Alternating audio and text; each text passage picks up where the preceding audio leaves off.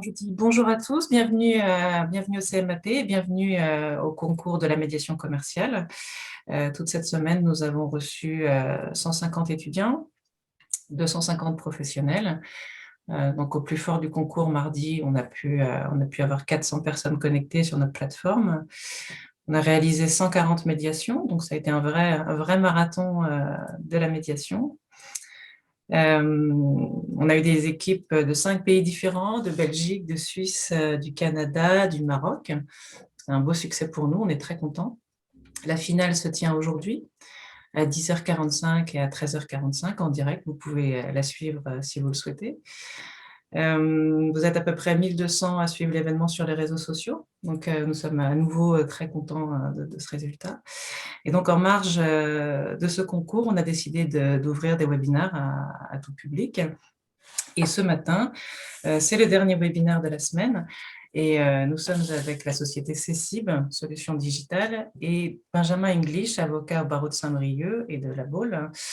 Et donc Olivier Chabot de chez CECIB. Donc je vais passer la main aux intervenants dans quelques secondes. Je vous précise que vous pouvez interagir avec les intervenants et les participants avec le fil de discussion. Vous avez une petite icône discussion. Si vous souhaitez écrire à tout le monde, choisissez l'option envoyer à tous les panélistes et les participants. On relèvera les questions au fur et à mesure.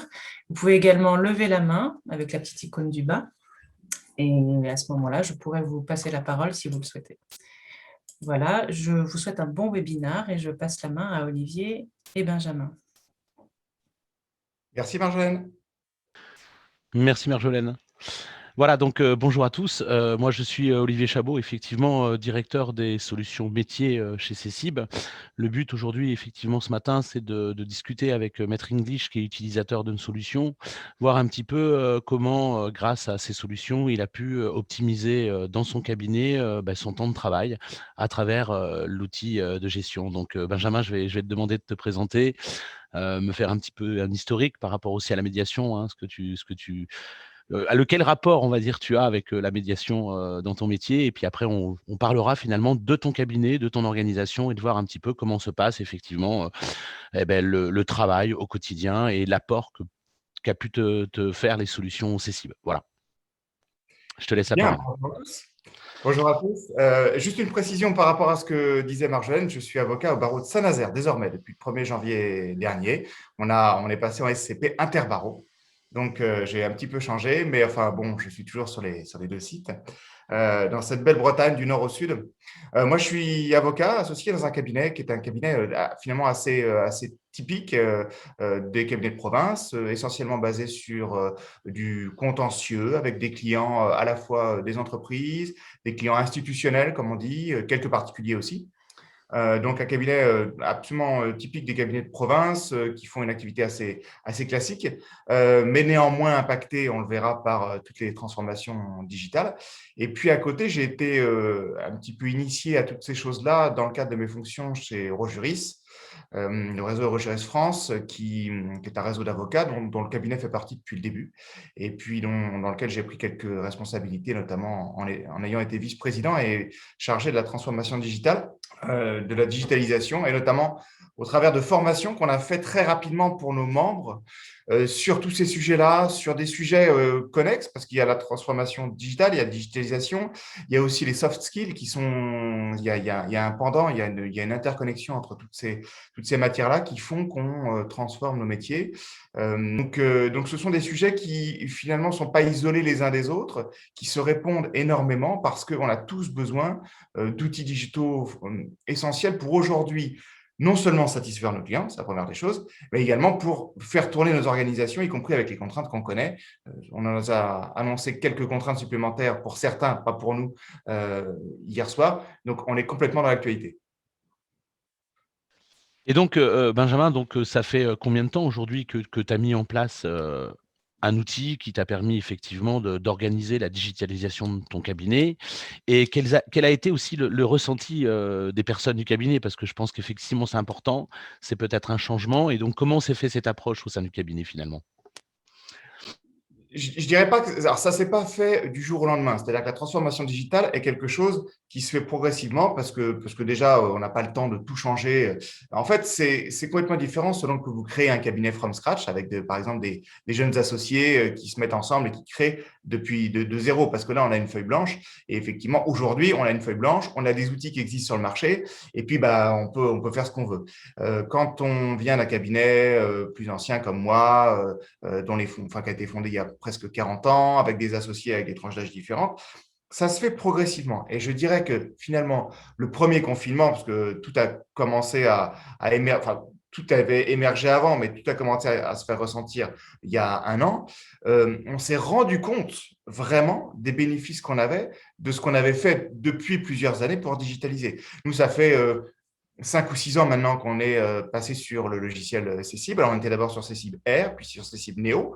L'élément fondamental ayant été de passer sur un logiciel SaaS, c'est-à-dire de ne plus dépendre d'un serveur en interne ou de serveurs distants auxquels il faut se connecter avec des systèmes assez complexes ou nécessitant une hyper bonne connexion, mais de pouvoir finalement mettre dans les mains des avocats et aujourd'hui des assistantes avec la question du télétravail, un logiciel qui soit accessible partout, tout le temps, et pas qu'un logiciel, parce que quand on parle d'un logiciel, en fait, c'est toutes les données du cabinet qui sont accessibles partout, tout le temps. Les données des dossiers, les données mail, évidemment, les outils d'interaction entre les collaborateurs, les outils statistiques de gestion de finances et autres, et de recouvrement et de facturation. Donc, l'idée, c'est finalement de se dire que plus ça va, plus on s'affranchit du lieu physique qu'est le cabinet. Et on s'en affranchit d'ailleurs également dans les relations avec les clients qui demandent de plus en plus de visioconférences. Donc, ce n'est pas quelque chose qui s'est fait comme ça du jour au lendemain. Par contre, on s'est très bien rendu compte au mois de mars dernier, quand il a fallu du jour au lendemain se mettre en mode chacun chez soi, visioconférence, plus personne dans les locaux, on s'est très vite rendu compte de ce qu'on avait fait en amont et des bénéfices qu'on pouvait en retirer. Évidemment, on en a profité pour franchir un pas supplémentaire. À travers l'outil métier, Benjamin, effectivement, comment aujourd'hui, on va parler de la configuration que tu viens d'indiquer, effectivement, chacun chez soi, comme on dit. Effectivement, on va parler de télétravail parce que je pense que c'est effectivement quelque chose qui est rentré, enfin qui rentre dans les mœurs, hein, et par obligation, on va dire, hein, par rapport à la situation. Et effectivement, quels sont les moyens à travers les logiciels Cessible qui te permet finalement de faire un travail collaboratif avec tes équipes, alors que peut-être que le réflexe d'avant, c'était d'aller dans le bureau de la personne, de pouvoir poser un papier sur le bureau de la personne pour pouvoir discuter. Quels sont aujourd'hui les outils que tu utilises au quotidien, les fonctionnalités des logiciels Cessible que tu utilises au quotidien qui te permet finalement de travailler de manière collaborative avec tes équipes? Alors, les fonctionnalités, moi j'aime bien quand j'utilise un outil, et je pars du principe que quand on digitalise une direction juridique, un cabinet d'avocat, une étude de notaire, peu importe, je pense qu'il faut être rationnel dans l'utilisation et la mise en place des outils. C'est-à-dire qu'il ne faut pas 36 outils. Pour la bonne et simple raison que si on en a 36, on n'en utilisera que quelques-uns, on va faire des investissements colossaux, on va se perdre, on va disperser l'information, on va disperser les canaux de communication. C'est vrai que si pour interagir avec un collaborateur ou une assistante, j'ai le choix entre Teams, WhatsApp, telle autre messagerie, le mail, le texto, on ne va plus savoir où vient l'information. Il faut essayer de rationaliser. Le deuxième constat que je fais, c'est que si on veut emporter l'adhésion d'utilisation des outils collaboratifs, notamment, ne serait-ce qu'entre les membres d'un même cabinet, il faut d'abord que tout le monde la réponse n'est pas que technologique, elle est aussi psychologique. Il faut que tout le monde soit convaincu de l'intérêt d'utiliser ces outils. Effectivement, tu disais, avant, effectivement, on avait quelque chose à dire à l'associé, au collaborateur, on rentrait dans son bureau.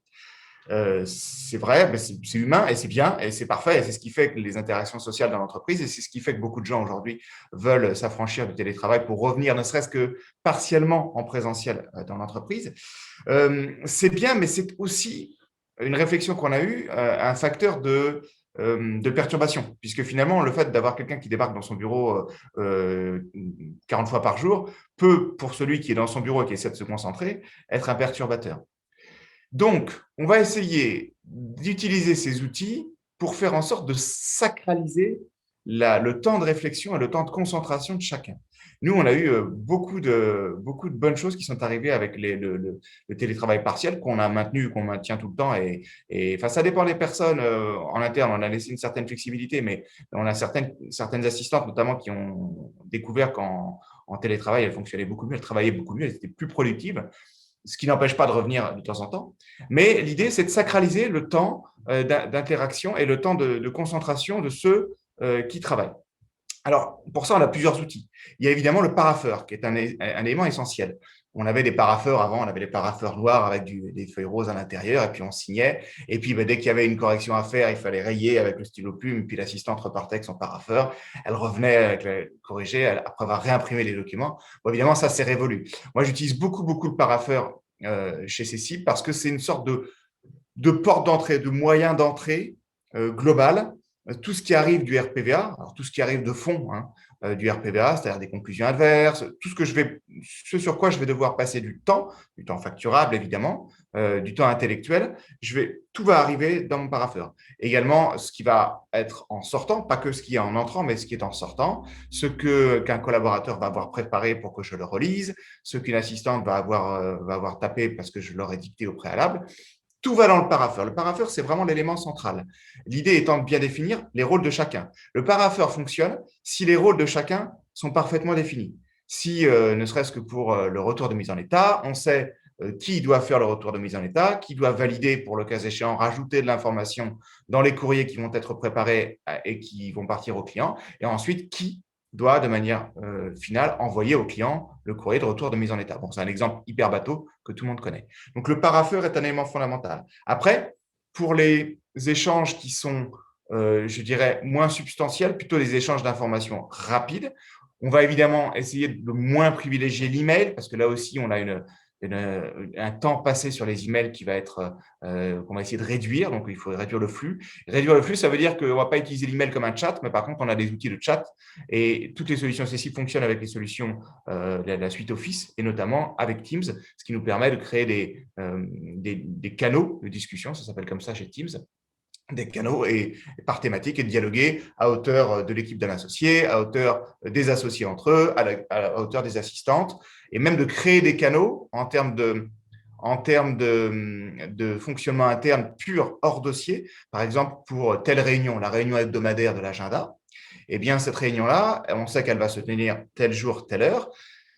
Au fur et à mesure de la semaine, si quelqu'un pense à quelque chose qu'il faudra discuter lors de cette réunion-là, il ne s'agit pas d'aller déranger tous les intervenants avant que la réunion ait lieu pour leur en parler, mais de se dire, voilà, je le mets dans le canal qui correspond à cette réunion-là, et le lundi à 10 heures, si c'est l'heure de la réunion, tout le monde aura pu consulter le canal auparavant, réfléchir à ces sujets, et on saura de quoi on va parler. Alors, je me permets de rebondir sur ce que tu viens de dire, effectivement, Benjamin. Tu me parlais effectivement que ce qui est important dans l'organisation d'un cabinet, même à travers un outil métier, c'est qu'effectivement, chacun sache quelle est sa tâche et l'organisation vraiment des tâches et des rôles de chacun dans l'entreprise. Est-ce qu'à travers les logiciels Cécile, tu utilises aussi les systèmes de ce que je vais appeler les actions liées, les événements chaînés, qui va permettre peut-être d'organiser en interne des flux de tâches par rapport, par exemple, à l'arrivée d'un nouveau client qui vient vous voir pour discuter du premier dossier avec vous et finalement, est-ce qu'il y a toute une procédure d'organisation de tâches qui dit quand le client a fait une demande de rendez-vous, je lui confirme 2 jours avant. Une fois qu'on a fait le rendez-vous, il faut que le dossier soit créé 1 jour après. Est-ce que vous avez une organisation interne à travers les outils Cécile par rapport à des tâches, des automatisations de tâches? Et quelles sont aussi l'utilisation de ces tâches par rapport à tes dossiers, à ta production et par rapport aussi à tes clients? Oui, alors les tâches sont des choses très importantes. Toujours pour relier la technologie aux soft skills, il faut repartir de la phrase de David Allen, qui est l'inventeur de la méthode GTD, qui est une méthode que j'utilise et qui m'a apporté beaucoup, qui est de dire votre cerveau est fait pour avoir des idées, pas pour les retenir. C'est-à-dire que tout ce système d'organisation va vous permettre justement de ne pas avoir à penser à la chose à laquelle il faut penser, pile au moment où vous y pensez, ce qui suppose de la stocker dans votre cerveau et d'avoir cette petite chose qui traîne dans le fond de votre cerveau. Puis quand il y en a une, ça va encore. Mais quand il y en a 100 ou 150 en fonction du nombre de dossiers, c'est juste ingérable. Donc, les tâches et notamment les actions liées vont permettre d'anticiper sur tout ça. L'idée, c'est également, quand on a des dossiers avec des trames répétitives, des process qu'on veut mettre en place, effectivement, tu parlais du process de nouveaux clients, nouveaux dossiers, mais ça peut être des process plus complexes. Évidemment, on pense tous, ceux qui font du contentieux, au process procédure d'appel. L'idée, c'est de ne pas avoir à repenser à chaque fois que j'ai une procédure d'appel, de me dire, bon, alors là, j'ai la déclaration d'appel à telle date, il va falloir que je dépose les conclusions à telle date, il va falloir que je vérifie si en face l'intimé a ou pas constitué, parce que sinon, il va falloir que je dénonce. Et puis après, lui, il aura un délai de 3 mois pour répondre. Tout ça, on le connaît, on l'a dans la tête, on doit le répliquer en autant de dossiers d'appel dont on dispose. Idem pour d'autres procédures qui sont très schématisables, par exemple les procédures de saisie immobilière, avec des délais très, très stricts, évidemment, des sanctions derrière les délais, évidemment, et la possibilité de schématiser. En fait, c'est toujours le paradoxe, en fait. Les juristes ont toujours l'impression, ils sont fâchés avec les maths, ils ont l'impression de penser qu'on ne peut pas schématiser et finalement systématiser leurs pensées. Alors que, bien entendu, sur l'argumentation, sur le fond, sur la recherche, il y a de l'inventivité, il y a de l'intellectuel, évidemment. Mais il y a toute une partie qui peut être schématisée. Donc, les tâches, c'est essentiellement à ça qu'on les utilise. La déclaration d'appel, on va chaîner derrière, à partir du moment où on a la date de déclaration d'appel, on va chaîner tout ce qui va se passer ensuite et on va avoir des tâches qui vont ressortir. Sur un exemple beaucoup plus concret, beaucoup plus simple, la question de la postulation avec les dates de mise en état. Aujourd'hui, on peut postuler, on peut avoir des dossiers dans tous les tribunaux judiciaires de notre ressort de cour d'appel. Donc, ça veut dire que moi, qui suis du ressort de la cour d'appel de Rennes, je vais avoir des dossiers à Saint-Nazaire, à Saint-Brieuc, à Quimper, à Brest. Je vais avoir des dates de mise en état qui vont être différentes en fonction des différentes juridictions. Eh bien, la façon simple de pouvoir ne jamais oublier une date de mise en état, que ce soit d'un côté pour donner l'information, parce qu'on attend de vous, dans ce cas-là, que vous donniez une information au tribunal, ou pour ensuite gérer le retour, veiller au retour, être certain qu'on a bien eu un retour, une suite à la date de mise en état qui va nous dire, bon, en fonction de ça, le dossier est renvoyé à telle date pour tel objet, ou il est clôturé ou il est fixé. C'est de lier un agenda qui est un moment physique. Il faut bien distinguer également les agendas des tâches. Ça, c'est hyper important. Un agenda, c'est quelque chose qui se passe un jour à une heure précise. Le webinaire qu'on est en train de faire fait partie de votre agenda. On savait que ce matin, on allait se retrouver à 8h30. Une tâche n'est pas quelque chose qui se passe à un jour, à une heure précise. C'est soit quelque chose qu'il faut que je fasse, et au mieux quelque chose qu'il faut que je fasse avant une telle échéance, avant telle date, avec une deadline, ce qu'on appelle une deadline. Donc, ce sont deux choses différentes. Les deux peuvent se cumuler. Par exemple, pour reprendre l'idée de la mise en état, une mise en état, il va falloir que je pense à la faire. Moi, j'ai systématisé le fait que quand j'ai une mise en état à faire, j'ai automatiquement avec Cécile une tâche qui se crée 10 jours avant, qui me dit, attention, dans 10 jours, tu as telle mise en état dans tel dossier. Et j'ai une autre tâche qui se crée 10 jours après la date de l'agenda de la mise en état pour me dire, tiens, dans ce dossier-là, quelle a été la suite de la mise en état? Comme après, on importe automatiquement avec le plugin Ibaro qui est dans Cessible, toutes les dates et les documents de mise en état, tout est automatiquement aspiré. Donc, les assistantes rentrent les dates. Donc, ce sont des verrous. Et ce sont des verrous très utiles parce qu'il peut y avoir une mise en état qui se passe un petit peu différemment, ou un tribunal qui a une mise en état qui revient plus fréquemment ou qui ne donne pas les informations, il faut aller les chercher en ligne sur le RPVA, ce qui peut arriver par erreur. Et là, on est sûr de ne louper aucune date et aucun retour et qu'aucun dossier ne se perd dans la nature. Et moi, j'ai même poussé le vice, toutes ces tâches.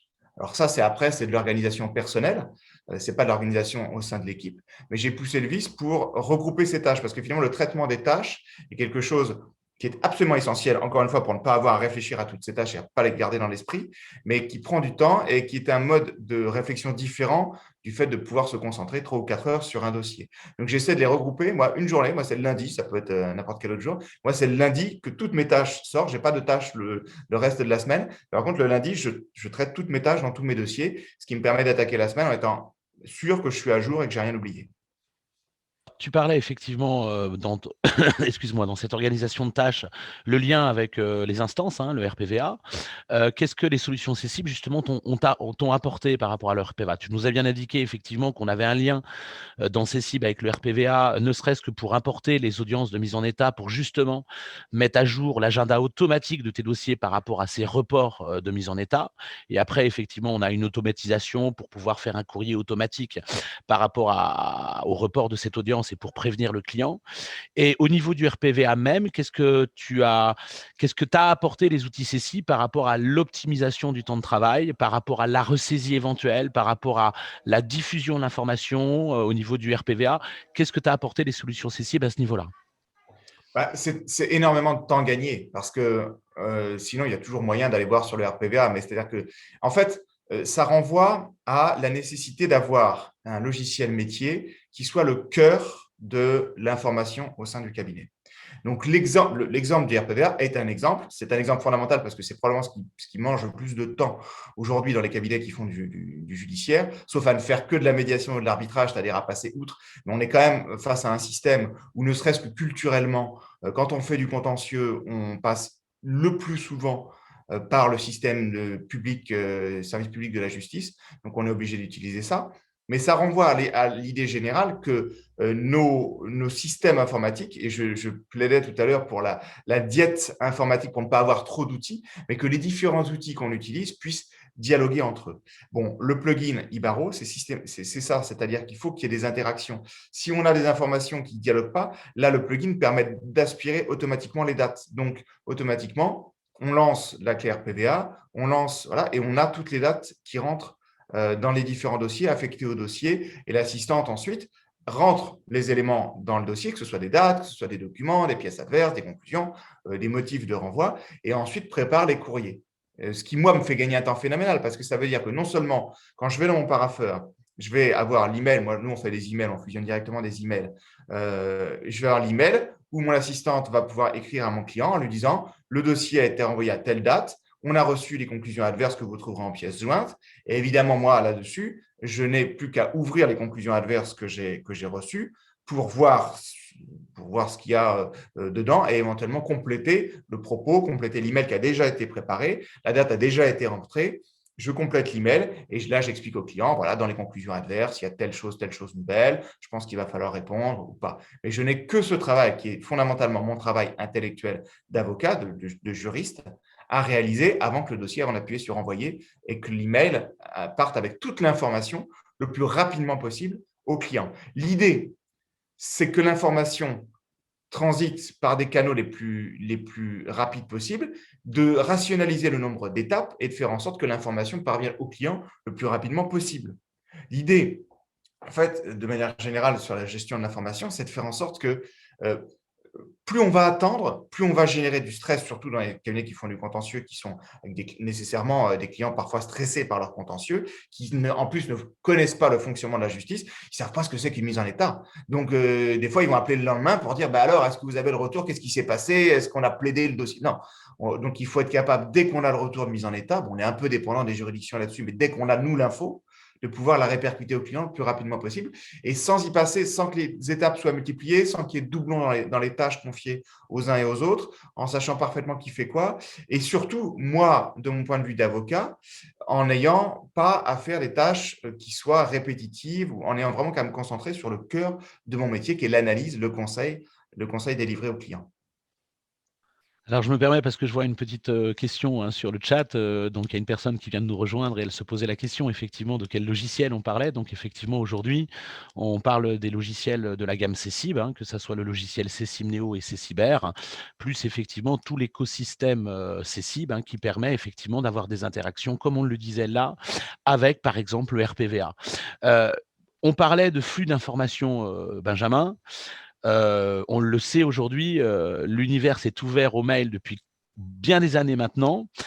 Est-ce qu'aujourd'hui, effectivement, l'outil métier CECIB te permet finalement de pouvoir mieux canaliser le mail, que ça soit en entrant, en sortie? Et est-ce que ça permet finalement une meilleure optimisation du temps dans le cabinet par rapport à l'information dossier? Très certainement. Le mail n'est plus du tout utilisé comme il pouvait l'être il y a 10 ans. Aujourd'hui, le mail a presque totalement remplacé le courrier papier. Ce qui veut dire que il y a 10, 15 ans, quand j'étais à la fac, on nous disait le mail, il faut pouvoir y répondre dans les 24 heures. Parce que si vous recevez un mail, les gens s'attendent à ce que vous répondiez dans les 24 heures. C'est probablement plus le cas. Ça dépend aussi de la nature de notre travail. Autant si je reçois des mails et que je suis dans le service de la hotline CCIB, c'est-à-dire que mon travail, c'est de fournir une hotline et de résoudre les problèmes de mes clients le plus rapidement possible, parce que quand ils m'appellent ou quand ils m'envoient un mail, c'est qu'ils sont bloqués, qu'ils ont quelque chose qu'ils ne comprennent pas, il faut les assister. Là, il faut que je réponde hyper rapidement. Si je suis avocat, quand je reçois un mail et que je reçois des conclusions adverses ou une consultation, une lettre officielle en réponse de la part d'un confrère, je ne vais pas avoir la nécessité d'y répondre dans l'instant. Donc, en fait, ça se substitue au courrier papier, ce qui veut dire qu'il n'y a plus forcément d'urgence. La particularité dans la gestion d'email, c'est qu'il va falloir justement distinguer ce qui serait arrivé il y a 5 ou 10 ans en courrier papier et qui donc n'a pas d'information d'urgence, qui arrive juste par email, et ce qui est très bien parce que ça permet de ne pas faire circuler le papier et d'être déjà tout digitalisé et de le rentrer dans le dossier, de ce qui est réellement l'urgence. Donc, la discipline de la gestion des emails est très importante.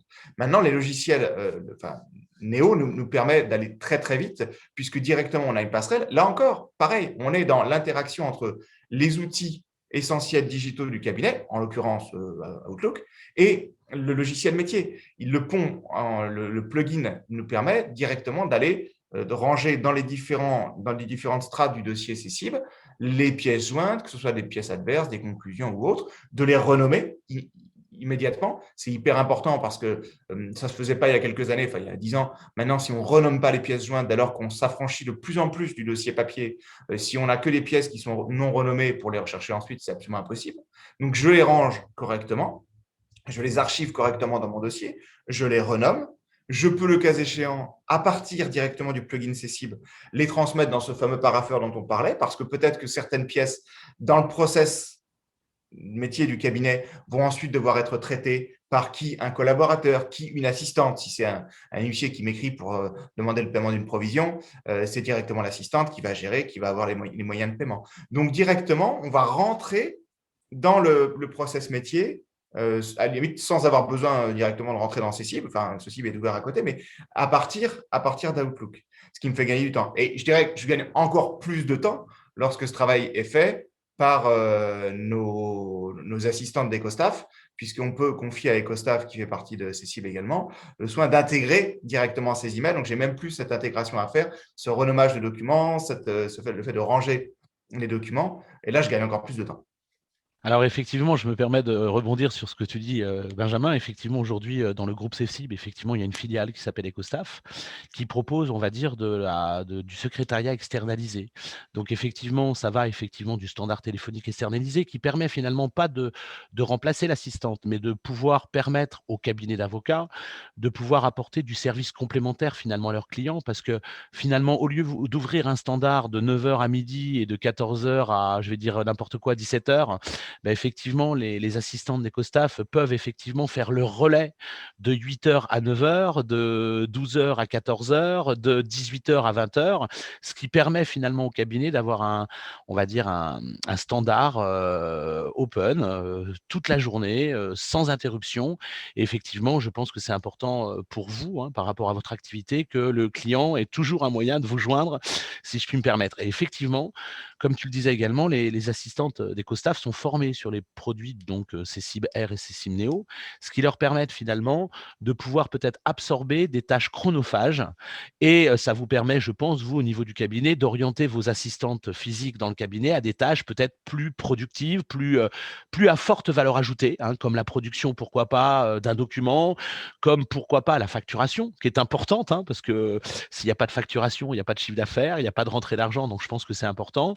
Et effectivement, elles sont également capable de créer un dossier, de pouvoir rattacher, comme tu le disais, des mails, de pouvoir s'occuper du rattachement des mails RPVA, ou même pour certains cabinets qui n'auraient pas le temps finalement de faire le relance d'impayés, par exemple, parce que ça reste important. On a donc chez Ecostaff, ils ont un système qui s'appelle Créance, qui permet finalement de demander aux assistants de faire tout le système de relance papier, téléphonique sur la partie impayée auprès de vos clients.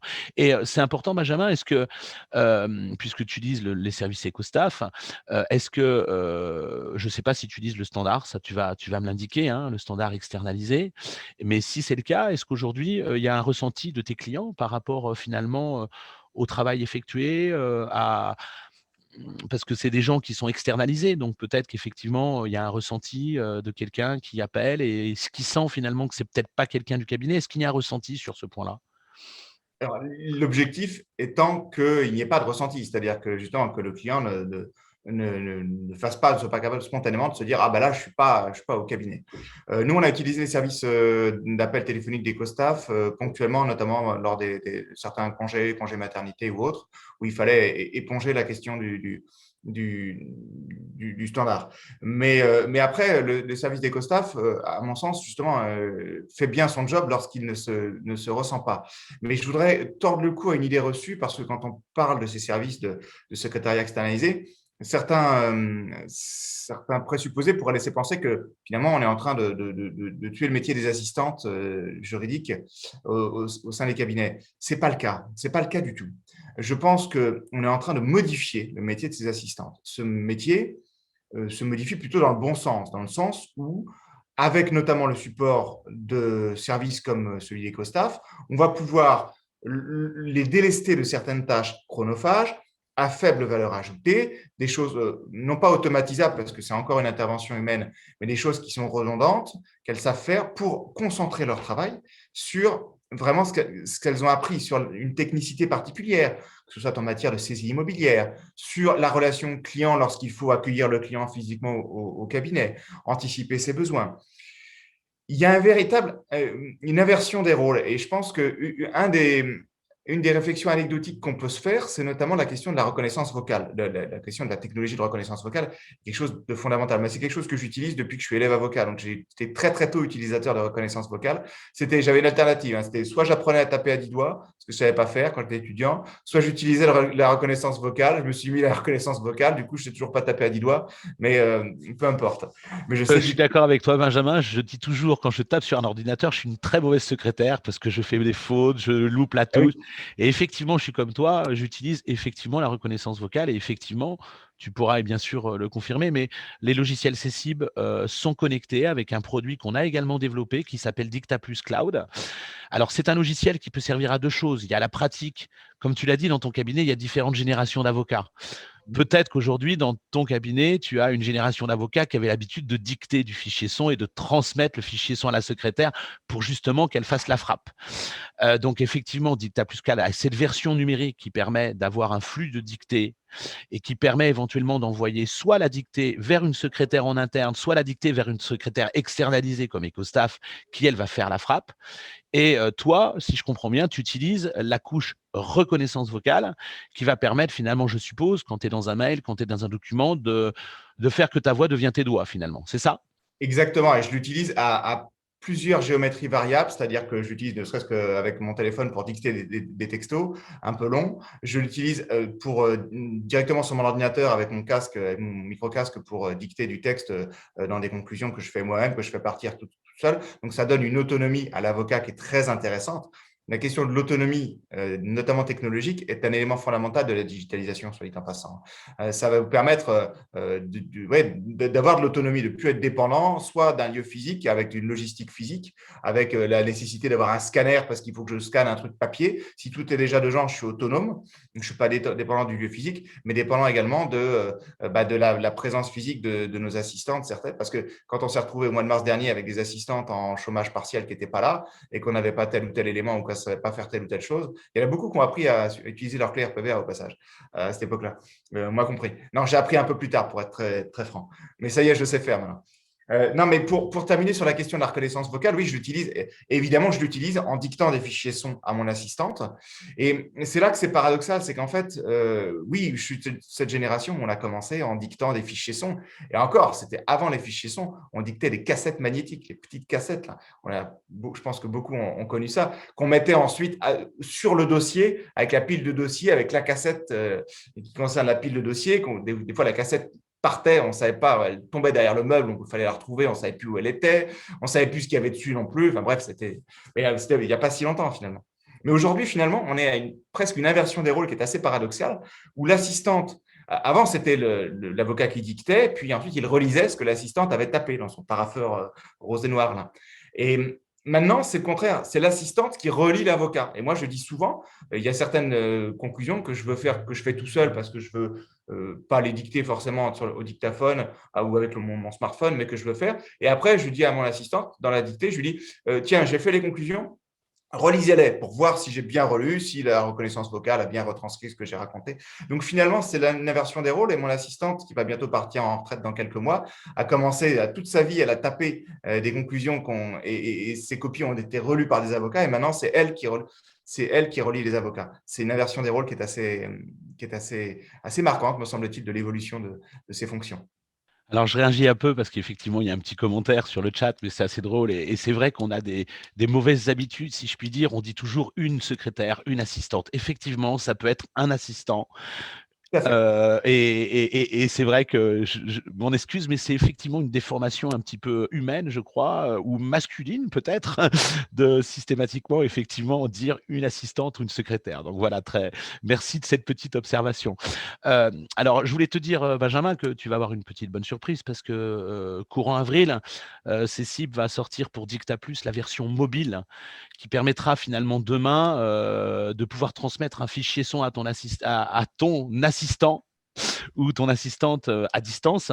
C'est-à-dire que finalement, tu es à la cour d'appel de Rennes, tu me disais, voilà, tu es aujourd'hui à Saint-Nazaire, tu es à la cour d'appel de Rennes aujourd'hui, tu as des audiences. Il y a un moment, je pense que tu n'es pas constamment pris par l'audience et effectivement, tu vas être dans la salle des pas perdus, tu vas pouvoir te poser sur des dossiers, travailler sur des dossiers. Eh bien, sachez que on va donc très prochainement sortir l'application Dicta Plus mobile qui permettra sur un smartphone de type Android ou Apple de pouvoir effectivement dicter un fichier son et à travers le workflow Dicta Plus mobile, l'envoyer directement à ton assistant, ce qui permettra finalement que le fichier son soit tapé avant même que tu sois arrivé au cabinet et pourquoi pas, elle pourra te le basculer dans ton parapheur, qui fait que même sur ton smartphone, je ne sais pas si tu utilises l'application Cécile Mobile, eh bien, Oui. tu pourras éventuellement consulter ton parapheur et valider ton parapheur tout en étant sur ton téléphone. Est-ce que c'est une application que tu utilises au quotidien, voilà, dans ton quotidien d'avocat finalement? Oui, c'est une application que j'utilise au quotidien parce que ne serait-ce que, par exemple, vous allez à une audience et puis vous avez la date de délibéré. Bon. Alors, qu'est-ce qu'on fait de la date de délibéré? Je pense qu'il y a beaucoup qui vont se retrouver dans cette anecdote-là. Qu'est-ce qu'on fait de la date de délibéré? On la note sur le dossier, mais alors après, il va falloir quoi? Il va falloir la dicter, la retrouver. On n'a plus le dossier au moment où on dicte parce qu'on dicte dans la rue pour éventuellement le compte-rendu.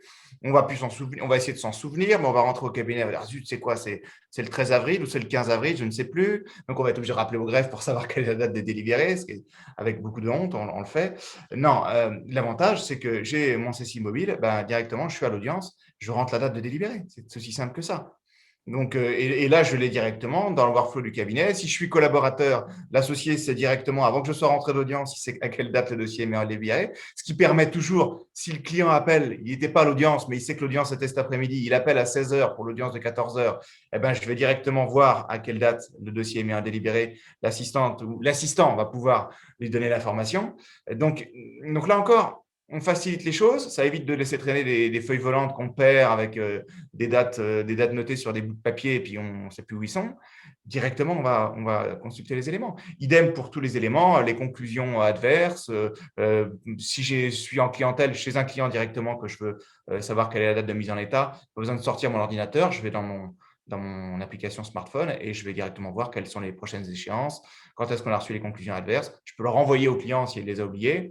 Je peux y accéder, je peux faire après ce que je veux. Je peux même intégrer à partir de la messagerie, du logiciel de messagerie du téléphone, certaines pièces jointes, que j'ai des PDF ou autres, je peux les intégrer. Moi, j'utilise beaucoup Cécile J'utilise beaucoup Cécile Mobile sur une nouvelle fonctionnalité depuis quelques semaines.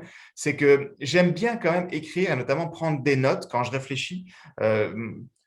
Plutôt que de taper, j'arrive mieux à écrire des notes. Et du coup, je les scanne avec une application. Il y a une application de la suite Office sur mobile qui permet de scanner très, très bien.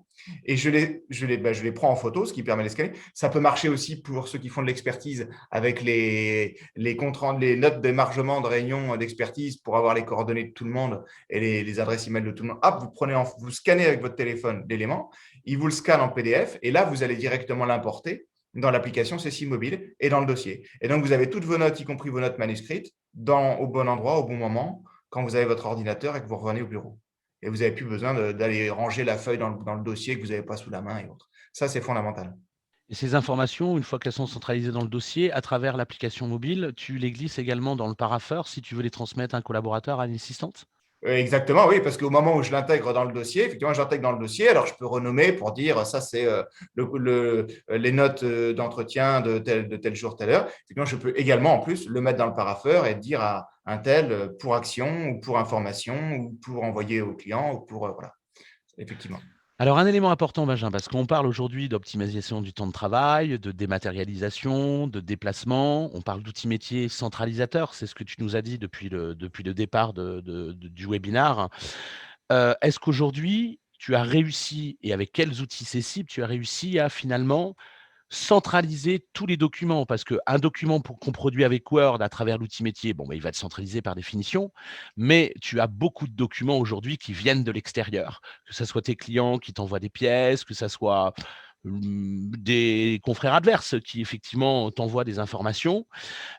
Effectivement, voilà, quels outils tu utilises pour finalement, ne serait-ce que centraliser l'information d'un document scanné, d'un PDF ou autre à travers l'outil métier? Alors, quand on a la chance d'avoir des documents qui arrivent, qui sont dans le bon format, bien renommés, bien comme il faut, on les range dans le dossier, c'est assez simple puisque ça arrive par email ou autre. Et effectivement, on peut l'intégrer directement, que ce soit par le smartphone, par le gestionnaire de messagerie mail ou autre. Maintenant, on a d'autres problématiques. C'est on reçoit, par exemple, des documents, on a tous reçu ça, le courrier du confrère qui vous scanne à la fois son courrier, d'ailleurs à l'envers généralement, et puis en même temps le bulletin de retour de mise en état. Et donc, le courrier, il se range dans la cote correspondance et le bulletin de retour de mise en état, si on veut bien faire les choses, il se range dans la cote procédure. Et ça, si je reçois ça en mail, alors la bonne vieille méthode, c'est d'imprimer et de rescanner en deux. Mais ça suppose que je sois au bureau, que j'ai une imprimante, que j'ai un scanner. Et si je n'ai pas ça, eh bien, j'ai certains outils qui sont hyper importants, qui sont, avant c'était Scan, maintenant c'est Doc. Alors et c'est intégré effectivement dans la suite Digital Doc effectivement, où on a effectivement une fonction qui s'appelle Editer by Digital Doc, dont tu vas nous parler et qui permet finalement de pouvoir, retravailler, si je comprends bien, un document, PDF tout simplement. Voilà, ça me permet de faire plein de choses avec un document PDF. Déjà, de séparer, si j'ai dans un PDF plein de choses et que je dois les séparer, donc le courrier et le bulletin de mise en état, je vais pouvoir séparer à tel endroit. Directement, ça dialogue avec Cécile, donc directement après le ranger les documents séparés dans le bon dossier, dans la bonne cote chez Cécile, après l'avoir renommé. Je vais pouvoir, par exemple, la problématique qui est souvent récurrente des gens qui vous envoient un mail qui est une pièce. Et voilà, ma partie adverse m'avait envoyé un mail tel jour, telle heure. Je vous le transfère, comme ça on pourra le verser devant la juridiction. Ce qui est très bien. Vous le recevez comme un mail. Le problème, c'est qu'il faut le convertir comme une pièce. Le problème, c'est que si ce mail, vous l'imprimez en PDF, vous allez avoir en PDF, c'est bien, mais vous allez avoir aussi l'entête du client qui vous transfère le mail. Ce qui, là, pour le coup, est une correspondance entre l'avocat et son client, et donc confidentielle, et donc n'a pas vocation à être versée en justice.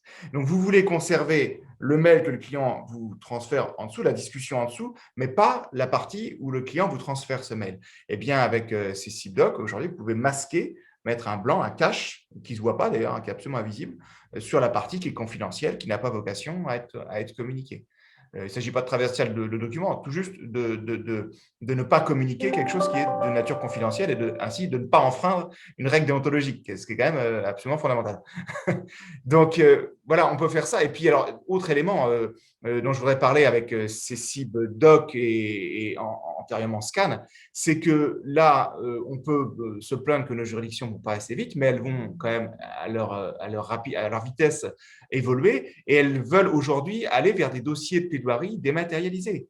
C'est-à-dire que bientôt, et nous, on les teste au barreau de Saint-Brieuc, en tout cas, qui est lui-même un barreau test de ce dossier de plaidoirie dématérialisé, et les magistrats voudront qu'on envoie d'une part les conclusions, d'autre part un PDF avec des cotes et des signets en fonction des différentes pièces pour que le magistrat, et les cotes numérotées, pièce 1, pièce 2, pièce 3, pour que le magistrat puisse aller directement à la bonne pièce au moment où il veut la consulter. Et bien là encore, entre mon document PDF et le document que je vais envoyer à la juridiction avec les bons signets et le stamp, le petit tampon avec le numéro de pièce et tout ça, ça passe par CECIPDoc. Ça me permet de pouvoir tout faire jusqu'à envoyer le dossier ensuite avec le RPVA sans avoir à imprimer quoi que ce soit. Et à la limite, je peux tout faire de chez moi si je ne suis pas au cabinet.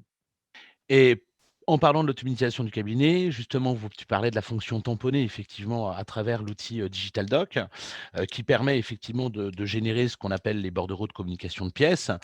Est-ce que tu as pu quantifier le gain de temps par rapport effectivement à un assistant qui, finalement reprenait les pièces papier, allait les tamponner manuellement, allait les rescanner pour les retransmettre après et les classer dans son dossier? Est-ce qu'aujourd'hui, on est capable, de quantifier ce temps gagné? Est-ce que c'est, sur 1 heure de temps de travail, on va en gagner 30 minutes, ou 1 heure de temps de travail, on va en gagner 20 minutes? Est-ce qu'aujourd'hui, ça t'a apporté pour justement optimiser le temps de travail de ton assistant sur ce travail-là? Voilà. C'est très, très compliqué de quantifier le temps, mais je pense que mis bout à bout sur une année, en temps de secrétariat ou même si c'est fait par l'avocat ou collaborateur, hein, parce que de plus en plus, c'est nous qui le faisons, effectivement, c'est absolument colossal. C'est absolument colossal. C'est un gain en temps, c'est un gain en sérénité de travail parce que finalement, si je suis à la maison en télétravail et que je ne peux pas terminer ce que je suis en train de faire, parce que finalement, dans une étape du process, il faut que je puisse imprimer ou scanner et que pour ça, il faut que je retourne au cabinet et que je serai au cabinet que dans 2 jours, ça veut dire que ma tâche, je ne peux pas la terminer, il faut que je la mette de côté, que je n'oublie pas de la terminer, donc il faut que je la laisse, je sais pas, dans mon parapheur ou dans une liste de tâches à faire. Mais du coup, je n'ai pas bien terminé, donc j'ai bossé, mais je n'ai pas terminé, je n'ai pas délivré au client. Et donc, il y a non seulement une problématique de gain de temps, mais aussi d'efficacité à délivrer l'information au client et finalement de qualité de travail. Donc, et puis, c'est aussi une économie, il faut le dire, d'impression. En termes écologiques, c'est important. Ça veut dire que je vais réduire le nombre d'impressions et les budgets d'impression de papier dans les cabinets d'avocats sont encore extrêmement importants. Je vais peut-être aussi réduire l'usage, enfin l'usure de mon imprimante et le matériel d'imprimante coûte assez cher aussi. Donc, je ne vais pas avoir besoin de faire tourner des imprimantes dans tous les sens, de répliquer X fois, d'imprimer X fois les pièces. Ce sont des gains à tous les niveaux. Alors, justement, puisqu'on parle de la Digital Doc en lien avec le logiciel Cessib, est-ce qu'aujourd'hui, bon, tu sais que la Digital Doc permet de effectivement intégrer rapidement un document directement dans le dossier client, hein, qui est créé dans le logiciel Cessib.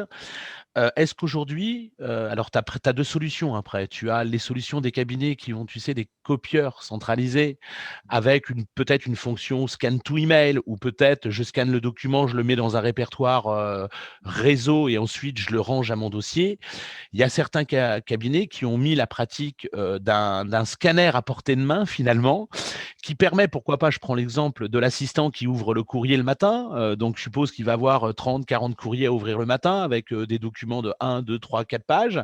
Est-ce qu'aujourd'hui la pratique, on va dire du cabinet, c'est de dire: «Bah, finalement j'ouvre tous les courriers, je glisse un QR code qui me permettra de dire, à chaque courrier, la machine va séparer chaque page en document et finalement, d'un seul jet, la personne qui ouvre le courrier va pouvoir, prendre son paquet de documents, l'intégrer dans son scanner, le scanner et ensuite va pouvoir les ranger de manière simple et dématérialisée dans son outil métier.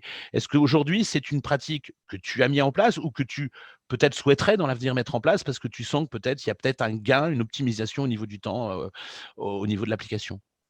Alors, nous, ce n'est pas ce qu'on a encore mis en place. On n'en est pas là. On en est au stade que tu citais précédent, c'est qu'on a un copieur centralisé, enfin plusieurs copieurs centralisés qui envoient vers des petits dossiers sur le bureau de chacun via le réseau, ce qui était un peu la méthode ancienne, mais enfin, qui fonctionne bien pour ce qu'elle est censée faire. Mais je pense qu'on y va. On y va au fait de digitaliser à l'entrée, c'est-à-dire dès le début, tous les documents reçus par le cabinet.